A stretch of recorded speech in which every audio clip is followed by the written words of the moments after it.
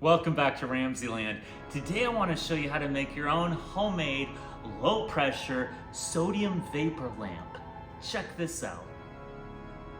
In order to make a low pressure sodium vapor lamp, you're going to need a strong electromagnetic field. So I have a small Tesla coil here and I have an Uden coil.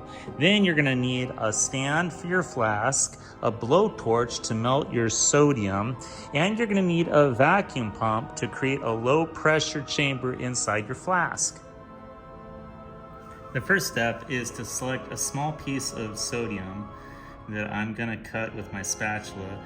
This is stored in mineral oil because sodium reacts with moisture in the air. So I'm gonna put a very small piece inside my flask. You can see when I cut it, you can see beneath that oxide layer how shiny the luster is of sodium. And we're gonna dab this with some paper towels before we put it in our flask.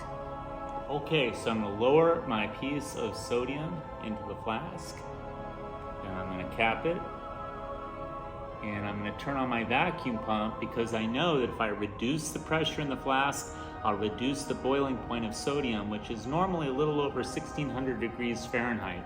But if I reduce the air pressure, I'll lower its boiling point too. So let's go ahead and turn on our vacuum pump, and let's heat up that sodium until it starts to vaporize, which shouldn't take too long.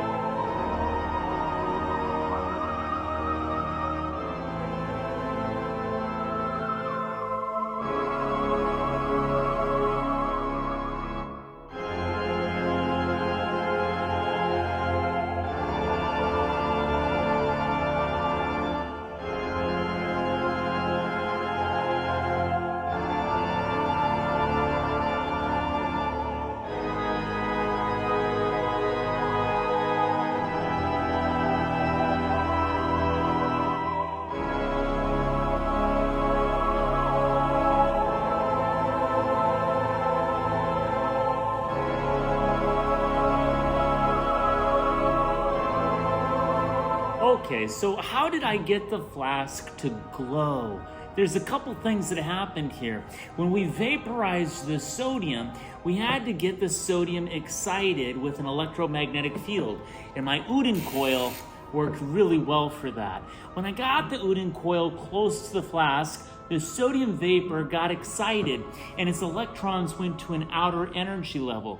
But when they came back to their grounded state, each electron gave off one photon, whose wavelength was 589 nanometers, which through the light spectrum appears to us as that orange-yellow glow that you saw inside the flask that's so indicative of sodium lamps.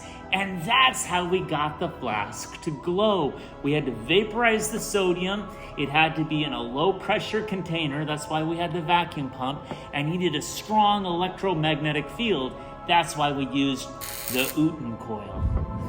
I hope you enjoyed today's edition of RamZland, and I'll see you next time. If you enjoyed this presentation, be sure to remember to like and subscribe.